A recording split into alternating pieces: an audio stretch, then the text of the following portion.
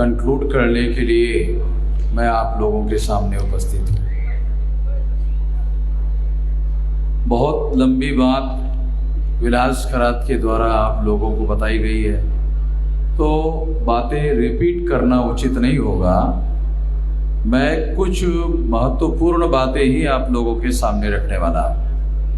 पहली बात तो ये है कि बाबा साहब अम्बेडकर के जन्मस्थल पर आज आरएसएस के लोगों का कब्जा है और कई ऐसी जगहें हैं जहां पर योजनाबद्ध तरीके से सेंट्रल गवर्नमेंट आरएसएस के लोगों के कब्जे में होने की वजह से उन लोगों ने इसका फायदा लेकर ऐसा करने का प्लान बनाया, ऐसा दिखाई दे रहा है। चाहे बुद्ध भूमि से संबंधित बात हो,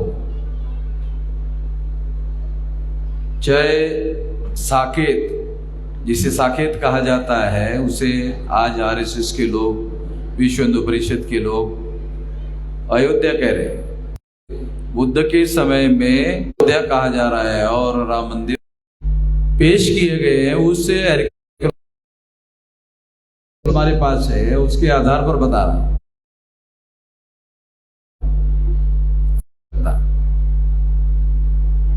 तो आने वाले समय में इस बात के लिए दो काम हम करेंगे। जो अयोध्या में 2.77 एकड़ जगह है, अभी सेंट्रल गवर्नमेंट ने लगभग 200 एकड़ जमीन जो है आसपास की उनको दी।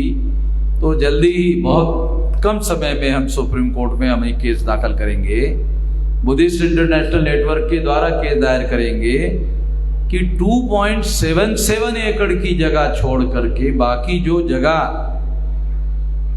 अयोध्या के नाम पर उनको दी जा रही है उसमें सारी बुद्धिस्ट साइट।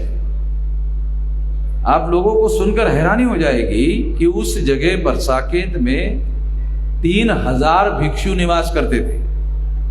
इतना बड़ा संघाराम था वहां। और ये भी हैरान करने वाली बात आप लोगों को लगेगी कि अपने जीवन के 16 साल का समय बुद्ध ने साकेत में, जो संघाराम था, उसमें खुद फिजिकली 16 साल तक वहां रहे। मुझे लगता है यहाँ जो बैठे हुए लोग हैं उन लोगों को इसके बारे में कोई खास जानकारी है कि बुद्ध वहां 16 साल तक रहे, जिसे वर्षावास कहा जाता है। बुद्धिस्ट परंपरा के अनुसार बरसात के समय में जो 4 महीने का समय है उसको वर्षावास कहा जाता है। ब्राह्मणों ने इसी वर्षावास का नाम बदलकर चतुर्मास कर दिया। आजकल ब्राह्मण लोग क्योंकि बुद्ध भी 4 माह, बंदी जी बराबर है ना, 4 माह बुद्ध वर्षावास में बरसात में एक जगह बैठते थे, बाकी जगह बुद्ध एक जगह नहीं बैठते थे। तो ये 4 महीने का समय है, तो ब्राह्मण लोग आज इस वर्षावास का नाम बदलकर चतुर्मास कहते हैं।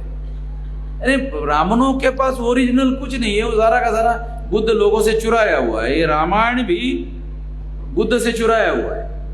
दशरथ जातक की कथा से रामायण की मूल बीज कथा की चोरी करके रामायण लिखा गया। तो ये आज तक मैं बहुत सालों से कह रहा हूं ये बात, किसी ब्राह्मण ने इसको गलत है ऐसा नहीं कहा, किसी ने नहीं कहा, क्योंकि उनको मालूम है। अमर मिश्रा बोल रहा है कि हाँ वो बगैर सबूत के कोई बात नहीं करता। मैं बगैर सबूतों के कोई बात करता नहीं हूं, या तो करता नहीं हूं, लेट करता हूं। पहले सबूतों को अगर किसी ने सबूत दिखाए भी तो छानबीन करता हूं, छानबीन किए बगैर मैं बात नहीं करता हूं। तो ये दशरथ जातक प्रवचन में बुद्ध ने दशरथ जातक का और महाभारत 30 जातकों की चोरी पर लिखा गया है। 31 जातकों की चोरी, यानी सट्टल चोरी है। रामायण एक जातक कथा की चोरी है और महाभारत सट्टल चोरी है। काय म्हणतात त्याला मराठीमध्ये? डाका डाका डाका टाकलाय। म्हणजे यांना चोर म्हणता येत नाही, डाकू म्हणावं लागतं. कारण हे लोक डाकू म्हणजे मोठा टाका टाकलाय तर त्यांना डाकू म्हटलं जाते. दरोडेखोर लोक आहेत. तो ये बात जब हमने कही तो एक ब्राह्मण सोशल मीडिया में आया, द्विवेदी नाम का, कहा कि यदि चलो आपकी बात हम मान लेते कि दशरथ जातक की चोरी करके वहां से हमने राम का रामायण का पात्र ले करके चोरी करके रामायण लिखा, चलो आपकी बात मान लेते, अब तो राम को मानो। उसने लिखा, उसने मेरे इसमें लिखा अब ये ठीक है आपकी बात मान लेते हैं, तो आपकी बात मान लेते हैं कि ये हमारा जो राम है वो चोरी किया हुआ है, तो अब तो मानो। तो मैंने कहा जब ओरिजिनल राम हमारे पास है तो साले डुप्लीकेट राम को क्यों मानेंगे? तुम्हारा चोरी किया हुआ राम क्यों मानेंगे? क्योंकि जो दशरथ जातक में राम का नाम आता है वो केवल राम का नाम नहीं आता है, बोधिसत्व राम आता है। क्योंकि आप लोगों को ये बात मालूम नहीं, बारीकी मालूम नहीं, वहां दशरथ जातक में राम का जो नाम है वो सिंगल नहीं है, राम नहीं है, बोधिसत्व राम है। तो ये बारीकियां हम लोगों को समझना बहुत जरूरी है। मैं एग्जांपल के लिए बता रहा हूं आप लोगों को।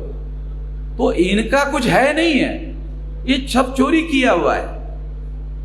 तो ये सारी भूमि जिसको साकेत मैं आपको बता रहा हूं, जिसे ये लोग अभी अयोध्या बता रहे हैं, आप एक बात और मैं बताना चाहता हूं कि ये कह रहे हैं कि यहां पर राम का जन्म हुआ, तो राम की एक भी मूर्ति नहीं मिली। जन्म हुआ तो राम लल्ला की मिलना चाहिए, राम की नहीं, चलो राम लल्ला।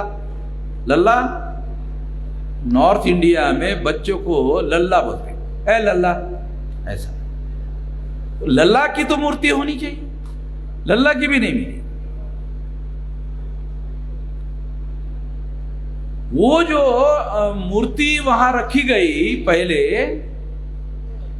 चोरी करके रखी ना अयोध्या में, वो गोरखपुर से लाकर रखी। अयोध्या में राम की मूर्ति तक नहीं मिली। वो मूर्ति जो अयोध्या में रखी गई थी चोरी से, सरकार की मदद से, जवाहरलाल की मदद से, वो गोरखपुर से लाकर रखी हुई है। उसका भी हमारे पास डॉक्यूमेंट्री एविडेंस है। डॉक्यूमेंट्री एविडेंस है, इसलिए बोल रहा हूं। इसके बारे में भी ब्राह्मण कुछ नहीं बोलते। तो जो बातें भी हम बता रहे हैं वो सारी की सारी डॉक्यूमेंट्री है। तो एक तो ये बुद्ध भूमि का मामला है, साकेत का मामला है, जगन्नाथपुरी जो बहुत बड़ा मंदिर है, ये ऐसे मंदिर जो है। दूसरा बहुत फेमस मंदिर गुजरात में सोमनाथ का है। आप लोग सोमनाथ कहीं गए नहीं होंगे, आप जाओ, 3 मंजिला विहार है वो सोमनाथ के नीचे। अभी तो मैं जिधर भी जाता हूं ना, पहले ऐसा नहीं करता था, अभी मैं जब ट्रैवलिंग करता हूं, टेकडी आहे का यार, मला चार आहे टेकडीत काहीतरी, टेकडी म्हटली की थांब थांब थांब थांब थांब। टेकडी सुद्धा जी आहे ना, काही टेकड्या या ओळखीच्या टेकड्या वाटतात।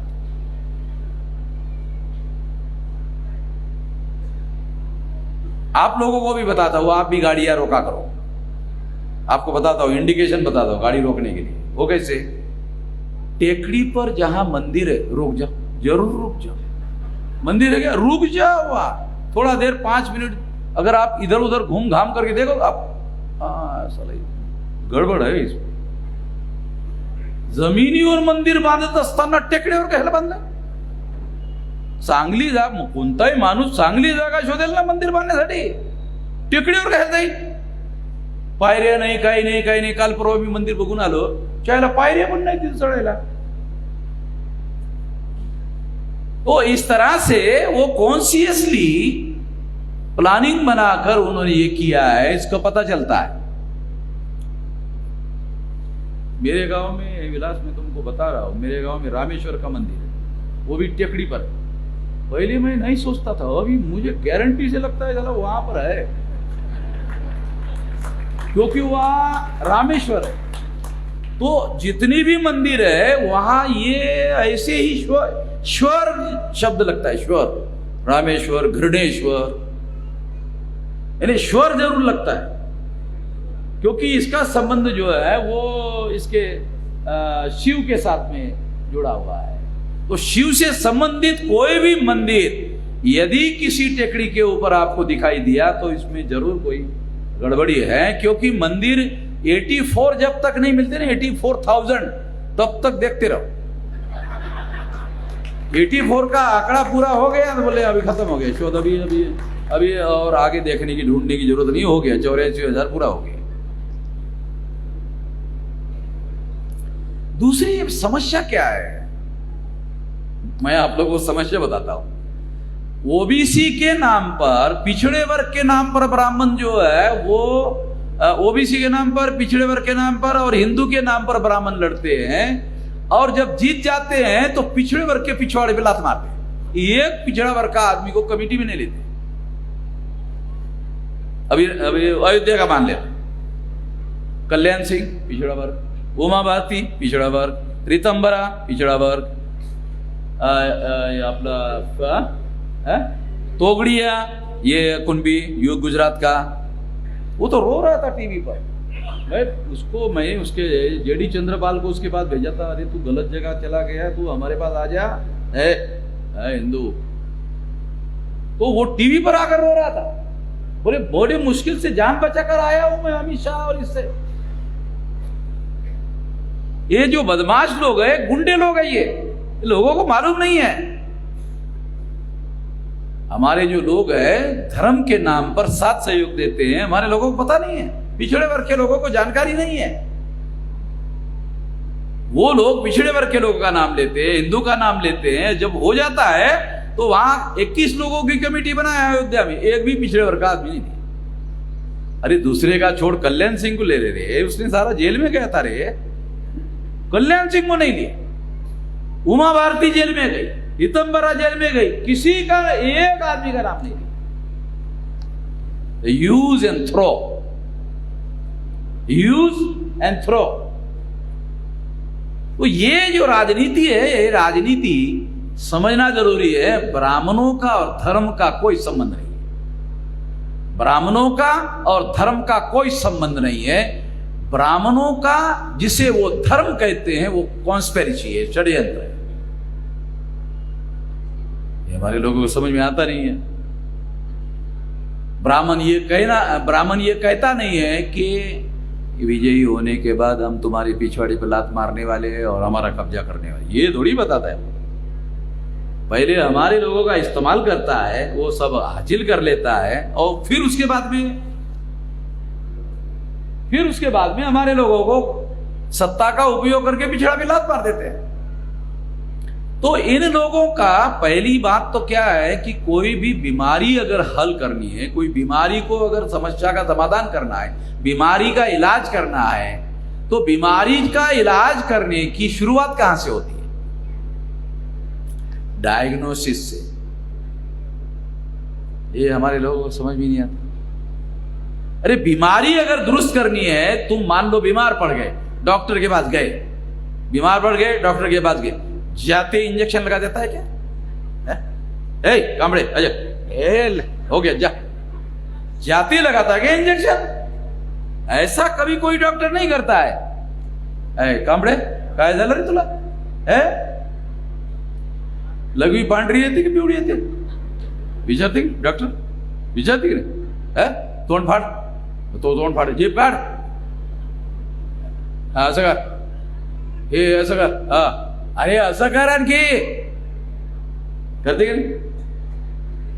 डायग्नोसिस प्रोसेस है। ये सब करने के बाद बोलता है यहाँ ये लक्षण है, ये लक्षण है, ये लक्षण है, ये लक्षण है, ये बीमारी है, अभी ऐसा करना पड़ेगा। एक तो गोली देना पड़ेगा, ज्यादा समय होगा तो इंजेक्शन देना पड़ेगा, और उससे ज्यादा मामला गया तो फाड़ना पड़ेगा। बोलता कि नहीं डॉक्टर? ऑपरेशन करना, फाड़ना पड़ेगा मतलब ऑपरेशन करना पड़ेगा। ये साइंटिफिक मेथोडोलॉजी जो है ये हर समस्या का समाधान करने के लिए, चाहे सामाजिक समस्या हो चाहे फिजिकल समस्या हो, साइंटिफिक मेथोडोलॉजी है ना। इस साइंटिफिक मेथोडोलॉजी का उपयोग करते हुए समस्या का समाधान करना पड़ता है। अब उन लोगों ने जो हमारे भारत के अंदर जो जितने बड़े मंदिर कहे जाते हैं, वो सारे के सारे मंदिरों पर ब्राह्मणों ने कब्जा किया। वो सारे बुद्धिस्ट लोगों के, सारे, बहुत सारे मंदिर। अभी मैं पालनपुर में 5 दिन का ट्रेनिंग था। पालनपुर से फ्लाइट पकड़ने के लिए धर्मशाला आया और रात के 11 बजे वो घर का मालिक जो था उसको बुलाया कि अरे वो पहाड़ के ऊपर वो लाइट जल रहे 2-3, वो क्या है वहां, ये बहुत ऊपर नाग मंदिर है। क्या है? ये नाग मंदिर। अच्छा, वो वहां पहाड़ पर? हाँ। नाग मंदिर तो चला हमारा है। उसने कहा कि नाग मंदिर जो है, नाग मंदिर बोले तो गारंटी से हमारे ही लोगों का है। नाग मंदिर का मतलब है ये हमारे ही लोगों का है, इसका ब्राह्मणों के साथ कोई संबंध नहीं। दूसरी बात, शंकराच्या गड्यात आहे असं, शंकराच्या गड्यात माहित आहे, शंकराला शिव म्हणतात की नाही, विलास, आणि त्याच्या गड्यात असं राहत, जित्ता असलं तर असं करते, असं असं करते, करते की नाही, जित्ता असलं तर. मी तुम्हाला समजावं म्हणून सांगून राहील. तो शंकर के गले में ये जो नाग है, ये शंकर के गले में नाग, याला मराठी भाषेमध्ये जर तुम्हाला त्याचं इंटरप्रिटेशन समजून सांगायचं असेल, एखादी बाब समजून घ्यायची असेल, समजना आहे, तो त्याच्या गळ्यातला ताईत आहे. कळतं का? तो त्याच्या गळ्यातला ताईत आहे. मराठीत म्हणण्याची प्रथा आहे ना, ताईत है. शास्त्र के दृष्टि से समझा रहा हूं, क्योंकि भाषा शास्त्र के भी जो लोग अब वो जब देखेंगे कि शिव और शंकर के गले में ये नाग है, तो इसका मतलब अरे ये हमारी देवता है, इसलिए ना इसके गले में नाग है. शंकर को नाग लोग मानना शुरू करे, इसके लिए इस मूर्ति को डिजाइन करके इस तरह के आकार दिया गया. प्लान बनाकर चीज की गई, योजना बनाकर चीज की गई है, विचार पूर्वक की गई है.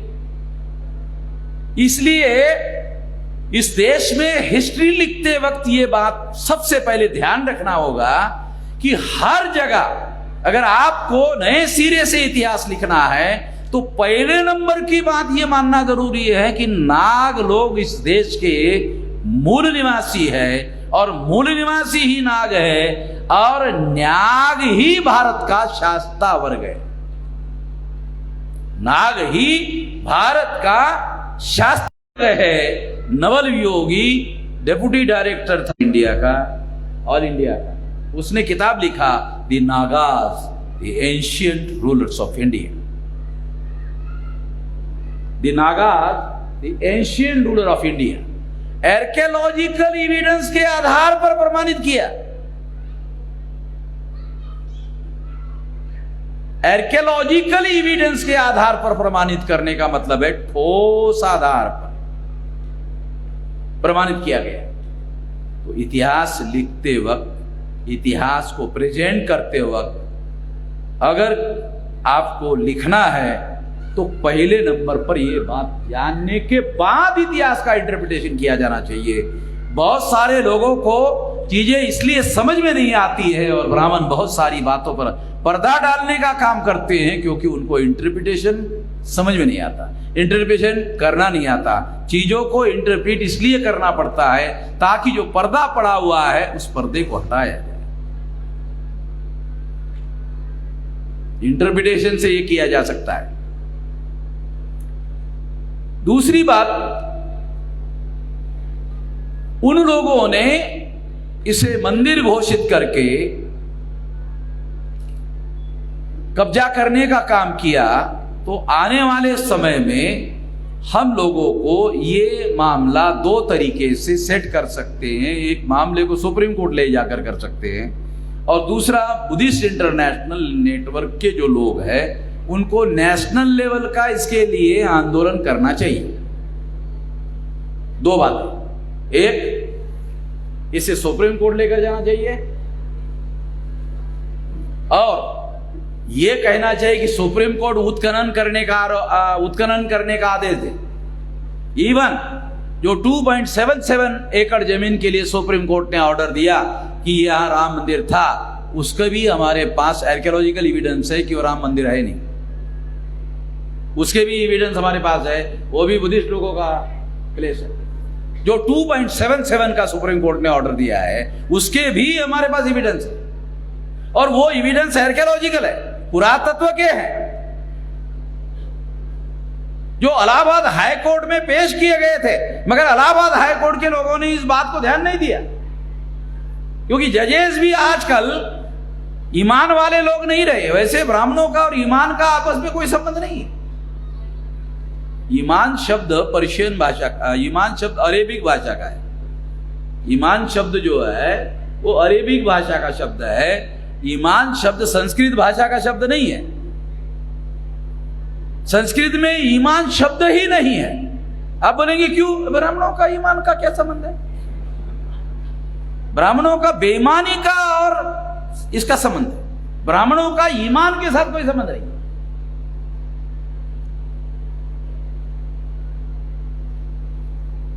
अगर ब्राह्मणों का शुरू से लेकर आखिरी तक, अभी तक, कल परसों तक का इतिहास अगर अभ्यास करो तो उसमें आपको हजारों बेईमानी के एविडेंस मिल जाएंगे। अब इसके लिए नजरिया चाहिए। नजर होने से काम नहीं चलेगा, नजरिया चाहिए। जिसके पास नजरिया है उसको दिखाई देता है, नजर होने से दिखाई नहीं देता, नजरिया चाहिए।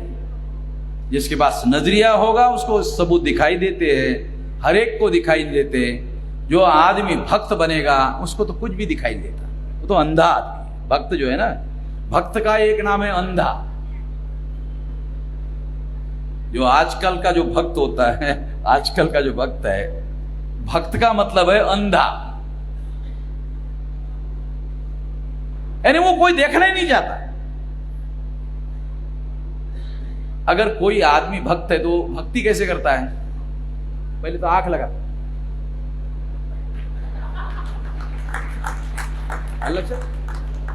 एक्शन चला मला जाणीव करावून दाखवायला, कारण action loudly speak, action loudly speak.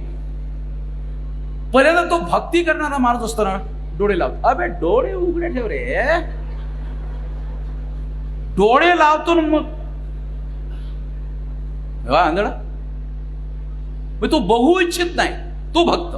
काही त्याची बघायची इच्छा नाही, शरणागत होणे.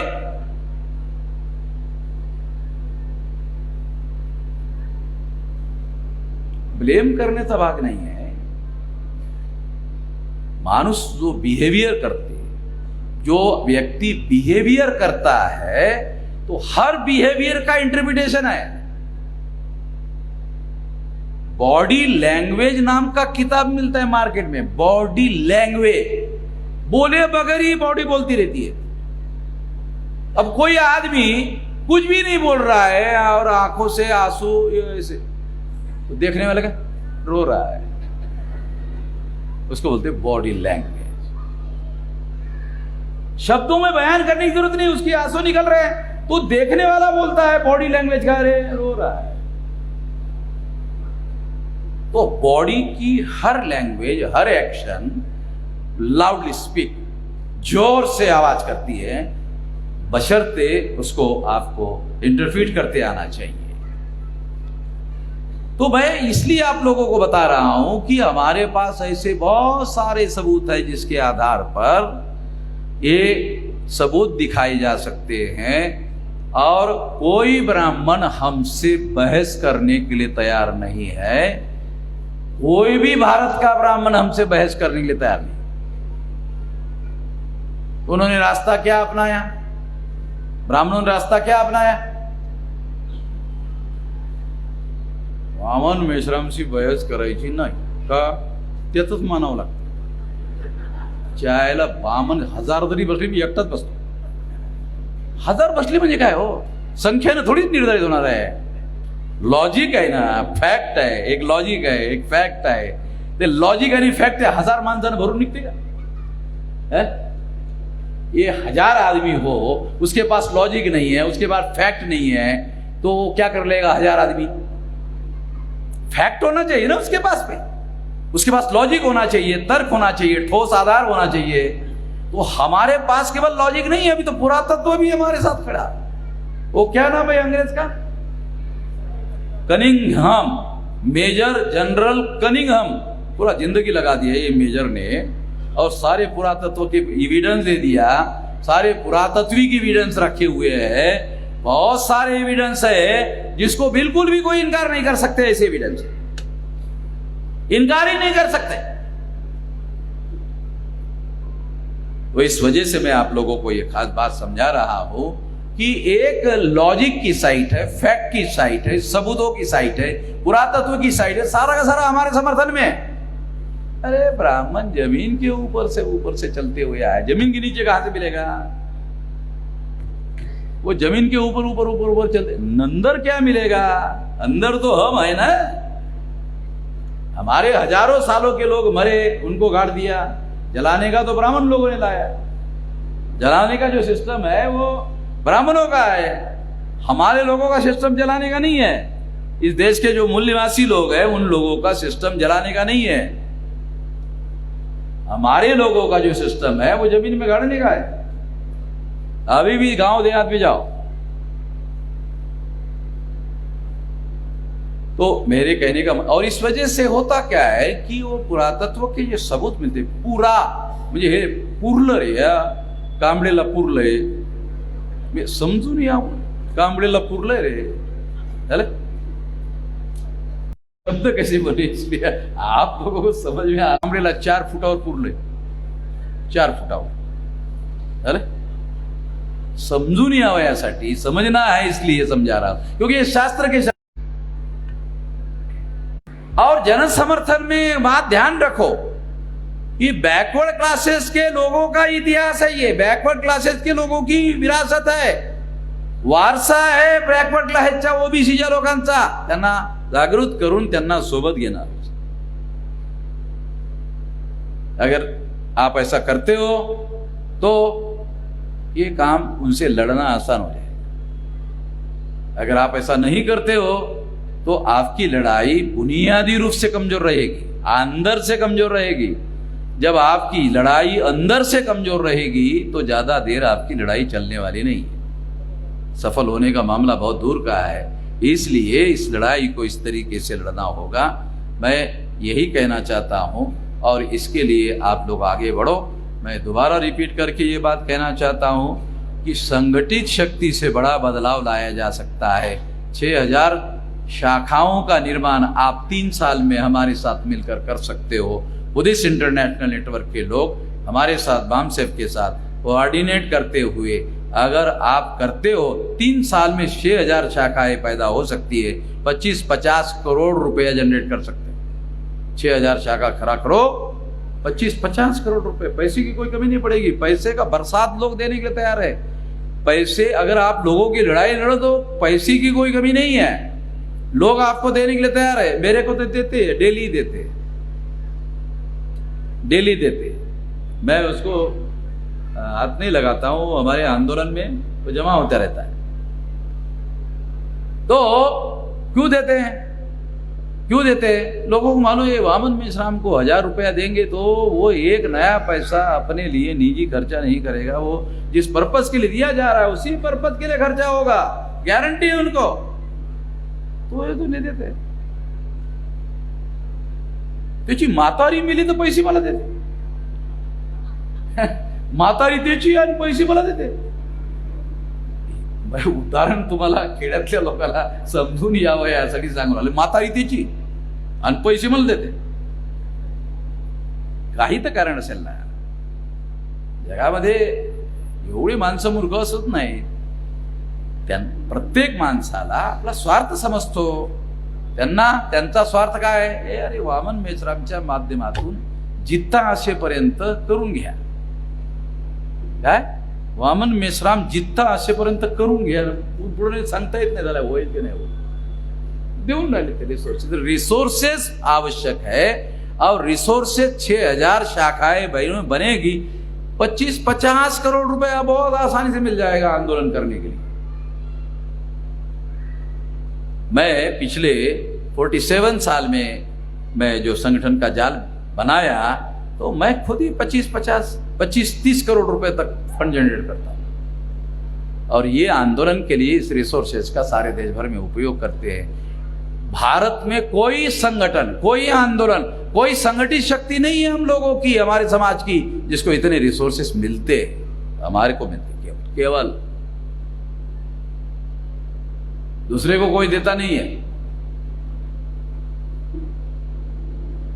दुसरे को क्यों नहीं देते? मुळासकटच खातात ज्यायला. म्हणजे खातात म्हणजे ऊसासाठी काय म्हण आहे, ऊसाची म्हण आहे, मुळासकटच खातात.